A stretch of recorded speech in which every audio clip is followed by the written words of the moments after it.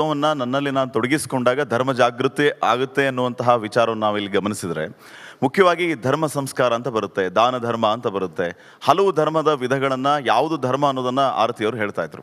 ಹಾಗಿದ್ರೆ ಈಗ ನಮಗೆ ಸವಾಲೇನು ಅಂತಂದರೆ, ಈಗಿನ ಜನ್ರೇಷನ್ಗೆ ಈ ಧರ್ಮವನ್ನು ಸಂರಕ್ಷಣೆ ಮಾಡೋದು ಹೇಗೆ, ಜೊತೆಗೆ ಈ ಜನ್ರೇಷನ್ಗೆ ನಾವು ಸಂಸ್ಕಾರವನ್ನು ಹೇಳಿಕೊಡೋದು ಹೇಗೆ, ಆಚಾರ ವಿಚಾರಗಳನ್ನು ಹೇಳಿಕೊಡೋದು ಹೇಗೆ, ಇದೇ ಒಂದು ದೊಡ್ಡ ಸವಾಲಾಗಿದೆ. ಸಂಸ್ಕಾರ ಅನ್ನುವಂಥ ವಿಚಾರ ಬಂದಾಗ ಬಹುಶಃ ಎಷ್ಟೋ ಜನ ಗೂಗಲಲ್ಲಿ ಸರ್ಚ್ ಮಾಡುವಂಥ ಪರಿಸ್ಥಿತಿ ಬಂದರೂ ಬರ್ಬೋದು. ಗುರು ಶ್ರೀರ್ಬ್ರಹ್ಮಣೋ ವಿಷ್ಣು ಸುರಾಣಾಂಚ ಗುರೋರ್ಗುರು ಮೂಲಭೂತ ಗುರು ಸರ್ವಜನಾನಾಂ ಪುರುಷೋತ್ತಮ ಶ್ರೀ ಗುರುಭ್ಯೋ ನಮಃ. ನಿಮ್ಮ ಒಂದು ಆಸ್ಥೆಗೆ ನಿಮ್ಮ ಪ್ರಶ್ನೆಯು ಇವತ್ತಿನ ಕಾರ್ಯಕ್ರಮಕ್ಕೂ ಎರಡಕ್ಕೂ ಒಂದೇ, ಆಸ್ಥೆ. ಆಸ್ಥೆ ಇದ್ದರೆ ಮಾತ್ರ ಧರ್ಮದ ವಿಷಯವಾಗಿ ಚಿಂತನೆ ಅಥವಾ ಒಂದು ಸಂಸ್ಕೃತಿ, ಒಂದು ಜೀವಪರವಾಗಿರ್ತಕ್ಕಂತಹ ಒಂದು ವಿಷಯಗಳನ್ನು ಪ್ರಸ್ತುತಿ ಮಾಡಲಿಕ್ಕೆ ಅಥವಾ ವಿಚಾರ ಮಾಡಲಿಕ್ಕೆ ಸಾಧ್ಯ. ಅಲ್ಲೇ ಧರ್ಮ ಇದೆ ಅಂತಂತ ಹೇಳೋದು. ನೀವೇನು ತೊಡಕೋತಾ ಇದ್ದೀವಿ, ನಿಮ್ಮ ಪ್ರಶ್ನೆ ಏನಿದೆಯೋ ಅಲ್ಲೇ ಧರ್ಮ ಉಂಟು. ಇವತ್ತಿನ ರಿಪಬ್ಲಿಕ್ ಕನ್ನಡದ ಒಂದು ಸಂಸ್ಕೃತಿ, ನಮ್ಮ ಭಾಷೆ, ನಮ್ಮ ಕನ್ನಡ, ನಮ್ಮ ಧಾರ್ಮಿಕ ಚಿಂತನೆ, ಇದೆಲ್ಲ ಏನು ವಿಚಾರ ಮಾಡಬೇಕು ಅನಿಸ್ಬೇಕಲ್ಲ. ಅಹೋ ಮುಹುರಹೋ ಭುವಿ ರಸಿಕಾ ಭಾವುಕಾಹ ಅಂತಂತ ಶುಕ ಮಹರ್ಷಿಗಳು ಕೇಳ್ತಾರೆ. ಯಾರು ಕೇಳ್ತೀರಪ್ಪ ಧರ್ಮಕರ್ಮಗಳಿಂದ ಶುದ್ಧವಾಗಿರ್ತಕ್ಕಂಥ ವಿಷಯವನ್ನು, ಭಾಗವತ ರಸವನ್ನು, ಭಾಗವತ ಪುರಾಣವನ್ನು ಅಂತ ಕೇಳಿದಾಗ ಅದನ್ನು ಅಹೋ ರಸಿಕಾ ಭಾವುಕಾಹ ಅಂತ ಕೇಳ್ತಾರೆ. ಕೇಳಿರ್ಬೋದು ಕೆಲವರು, ಈ ಜನ್ರೇಷನ್ನವರು ಕೇಳಿರಲ್ಲ. ಭಾಗವತವನ್ನು ಶುರು ಮಾಡಿದಾಗ ಹಾಗೆ ಈ ವಿಷಯವನ್ನು, ಧರ್ಮ ಜಿಜ್ಞಾಸೆಯನ್ನು ಅಥಾಥೋ ಬ್ರಹ್ಮ ಜಿಜ್ಞಾಸ ಓಂ ಅಂತ ಕೇಳ್ತಾರೆ. ಬ್ರಹ್ಮಸೂತ್ರ ಭಾಷೆಯಲ್ಲಿ ಶುರುವಾಗುವುದೇ ಜಿಜ್ಞಾಸೆಯಿಂದ, ಅದರ ಆಸ್ಥೆಯಿಂದ. ಈ ಆಸ್ಥೆಯು ನಮ್ಮಲ್ಲಿ ಬೆಳೆಸ್ತಕ್ಕಂತಹ ಮತ್ತು ಉಳಿಸ್ತಕ್ಕಂತಹ ಕೆಲಸವನ್ನು ನಾವು ಸಾಂಸ್ಥಿಕವಾಗಿ ಹೆಚ್ಚು ಮಾಡಬೇಕು ಮತ್ತು ಕೌಟುಂಬಿಕವಾಗಿ ಹೆಚ್ಚು ಮಾಡಬೇಕು.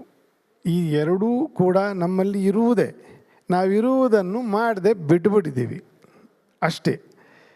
ಹಾಗಾಗಿ ಆಧ್ಯಾತ್ಮಿಕತೆ ಅನ್ನೋದು ಸ್ವಾಮಿಗಳಾಗಬೇಕು ಅಥವಾ ಇನ್ನೇನೋ ಒಂದು ಗಡ್ಡ ಬಿಟ್ಟುಕೊಂಡು ಎಲ್ಲೋ ದೂರ ಹೋಗಬೇಕು ಅನ್ನೋ ಒಂದು ವಿಷಯ ಅಲ್ಲ ಅದು. ಆಧ್ಯಾತ್ಮಿಕತೆ ಇಟ್ ಈಸ್ ಲೈಕ್ ಈ ಕನ್ಫು ಕಲೆ ಏನಿದೆ ಚೈನಾದಲ್ಲಿ, ಅವ್ರು ಹೇಳ್ತಾರೆ ನೀವು ಉಸಿರಾಡೋದು ಕೂಡ ಕನ್ಫೂನೇ ಅಂತ. ನೀನು ಎದ್ದು ನಿಂತ್ಕೊಳ್ಳೋದು ಕನ್ಫೂನೇ, ನೀನು ಚಪ್ಪಲಿ ಬಿಟ್ಟು ಮನೆ ಒಳಗಡೆ ಹೋಗೋದು ಕನ್ಫೂನೇ, ಹೇಗೆ ಬಿಟ್ಟು ಹೊರಗಡೆ ಬರ್ತೀಯ ಅನ್ನೋದು ಕನ್ಫೂನೇ. See, this is the conscious level, ಆಯಿತಾ.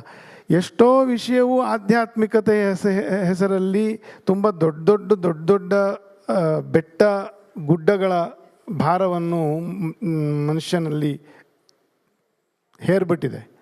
It is not so. The purest conscious, ನಾನು ಏನು ಮಾಡ್ತಾ ಇದ್ದೀನಿ ಅಂತನ್ನುವ ಪ್ರಜ್ಞೆ, ಅದು ಆಧ್ಯಾತ್ಮಿಕತೆ. ಪ್ರಜ್ಞೆ ಇಲ್ಲದ ಒಂದು ನಡೆ ಏನಿದೆ ಅದು ಜಡತ್ವ. ಒಂದು ಅರ್ಥ ಆಗ್ತಿದೆಯಲ್ಲ.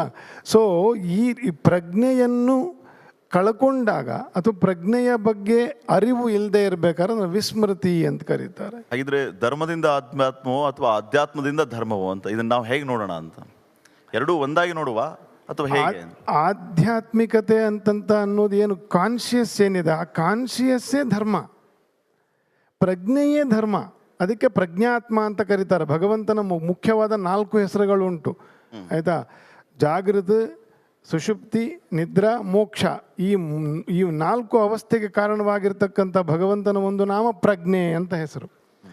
ಈ ಪ್ರಜ್ಞೆಯನ್ನು ಬೆಳೆಸಿಕೊಂಡಾಗ ಏನಾಗ್ತದೆ, ಧರ್ಮದ ಒಂದು ಸಂರಕ್ಷಣೆಗೂ ದಾರಿ ಆಗ್ತದೆ. ನಾನು ಏನು ಮಾಡಬೇಕು ಅಂತಂತ ತನಗೆ ತಾನೇ ಗೊತ್ತಾಗ್ತದೆ. ಧರ್ಮವನ್ನ ನನ್ನಲ್ಲಿ ನಾನು ತೊಡಗಿಸಿಕೊಂಡಾಗ ಧರ್ಮ ಜಾಗೃತಿ ಆಗುತ್ತೆ ಅನ್ನುವಂತಹ ವಿಚಾರವನ್ನು ನಾವಿಲ್ಲಿ ಗಮನಿಸಿದ್ರೆ, ಮುಖ್ಯವಾಗಿ ಧರ್ಮ ಸಂಸ್ಕಾರ ಅಂತ ಬರುತ್ತೆ, ದಾನ ಧರ್ಮ ಅಂತ ಬರುತ್ತೆ, ಹಲವು ಧರ್ಮದ ವಿಧಗಳನ್ನ ಯಾವುದು ಧರ್ಮ ಅನ್ನೋದನ್ನ ಆರತಿಯವರು ಹೇಳ್ತಾ ಇದ್ರು. ಹಾಗಿದ್ರೆ ಈಗ ನಮಗೆ ಸವಾಲೇನು ಅಂತಂದ್ರೆ, ಈಗಿನ ಜನ್ರೇಷನ್ಗೆ ಈ ಧರ್ಮವನ್ನ ಸಂರಕ್ಷಣೆ ಮಾಡೋದು ಹೇಗೆ, ಜೊತೆಗೆ ಈ ಜನ್ರೇಷನ್ಗೆ ನಾವು ಸಂಸ್ಕಾರವನ್ನು ಹೇಳಿಕೊಡೋದು ಹೇಗೆ, ಆಚಾರ ವಿಚಾರಗಳನ್ನು ಹೇಳಿಕೊಡೋದು ಹೇಗೆ, ಇದೇ ಒಂದು ದೊಡ್ಡ ಸವಾಲಾಗಿದೆ. ಸಂಸ್ಕಾರ ಅನ್ನುವಂಥ ವಿಚಾರ ಬಂದಾಗ ಬಹುಶಃ ಎಷ್ಟೋ ಜನ ಗೂಗಲಲ್ಲಿ ಸರ್ಚ್ ಮಾಡುವಂಥ ಪರಿಸ್ಥಿತಿ ಬಂದರೂ ಬರ್ಬೋದು. ಗುರು ಶ್ರೀರ್ಬ್ರಹ್ಮಣೋ ವಿಷ್ಣು ಸುರಾಣಾಂಚ ಗುರೋರ್ಗುರು ಮೂಲಭೂತ ಗುರು ಸರ್ವಜನಾನಾಂ ಪುರುಷೋತ್ತಮ ಶ್ರೀ ಗುರುಭ್ಯೋ ನಮಃ. ನಿಮ್ಮ ಒಂದು ಆಸ್ಥೆಗೆ ನಿಮ್ಮ ಪ್ರಶ್ನೆಯು ಇವತ್ತಿನ ಕಾರ್ಯಕ್ರಮಕ್ಕೂ ಎರಡಕ್ಕೂ ಒಂದೇ, ಆಸ್ಥೆ. ಆಸ್ಥೆ ಇದ್ದರೆ ಮಾತ್ರ ಧರ್ಮದ ವಿಷಯವಾಗಿ ಚಿಂತನೆ ಅಥವಾ ಒಂದು ಸಂಸ್ಕೃತಿ, ಒಂದು ಜೀವಪರವಾಗಿರ್ತಕ್ಕಂತಹ ಒಂದು ವಿಷಯಗಳನ್ನು ಪ್ರಸ್ತುತಿ ಮಾಡಲಿಕ್ಕೆ ಅಥವಾ ವಿಚಾರ ಮಾಡಲಿಕ್ಕೆ ಸಾಧ್ಯ. ಅಲ್ಲೇ ಧರ್ಮ ಇದೆ ಅಂತಂತ ಹೇಳೋದು. ನೀವೇನು ತೊಡಕೋತಾ ಇದ್ದೀವಿ, ನಿಮ್ಮ ಪ್ರಶ್ನೆ ಏನಿದೆಯೋ ಅಲ್ಲೇ ಧರ್ಮ ಉಂಟು. ಇವತ್ತಿನ ರಿಪಬ್ಲಿಕ್ ಕನ್ನಡದ ಒಂದು ಸಂಸ್ಕೃತಿ, ನಮ್ಮ ಭಾಷೆ, ನಮ್ಮ ಕನ್ನಡ, ನಮ್ಮ ಧಾರ್ಮಿಕ ಚಿಂತನೆ, ಇದೆಲ್ಲ ಏನು ವಿಚಾರ ಮಾಡಬೇಕು ಅನಿಸ್ಬೇಕಲ್ಲ. ಅಹೋ ಮುಹುರಹೋ ಭುವಿ ರಸಿಕಾ ಭಾವುಕಾಹ ಅಂತಂತ ಶುಕ ಮಹರ್ಷಿಗಳು ಕೇಳ್ತಾರೆ. ಯಾರು ಕೇಳ್ತೀರಪ್ಪ ಧರ್ಮ ಕರ್ಮಗಳಿಂದ ಶುದ್ಧವಾಗಿರ್ತಕ್ಕಂಥ ವಿಷಯವನ್ನು, ಭಾಗವತ ರಸವನ್ನು, ಭಾಗವತ ಪುರಾಣವನ್ನು ಅಂತ ಕೇಳಿದಾಗ ಅದನ್ನು ಅಹೋ ರಸಿಕಾ ಭಾವುಕಾಹ ಅಂತ ಕೇಳ್ತಾರೆ. ಕೇಳಿರ್ಬೋದು ಕೆಲವರು, ಇವಲ್ಲಿ ಈ ಜನ್ರೇಷನ್ನವರು ಕೇಳಿರಲ್ಲ.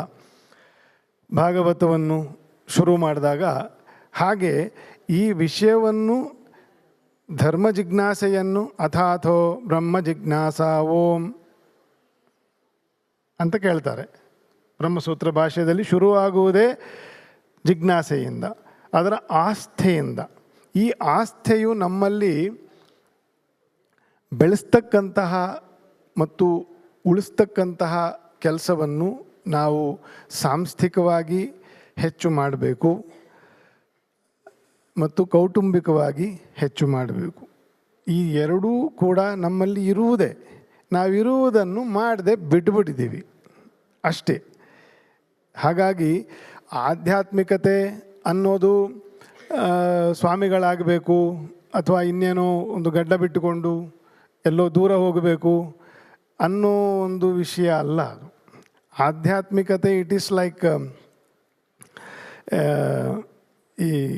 ಈ ಕನ್ಫು ಕಲೆ ಏನಿದೆ ಚೈನಾದಲ್ಲಿ, ಅವ್ರು ಹೇಳ್ತಾರೆ ನೀವು ಉಸಿರಾಡೋದು ಕೂಡ ಕನ್ಫೂನೇ ಅಂತ. ಅವನು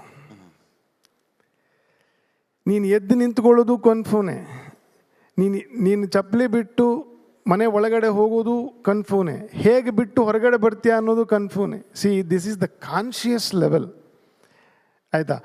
ಎಷ್ಟೋ ವಿಷಯವು ಆಧ್ಯಾತ್ಮಿಕತೆ ಹೆಸರಲ್ಲಿ ತುಂಬ ದೊಡ್ಡ ದೊಡ್ಡ ಬೆಟ್ಟ ಗುಡ್ಡಗಳ ಭಾರವನ್ನು ಮನುಷ್ಯನಲ್ಲಿ ಹೇರ್ಬಿಟ್ಟಿದೆ.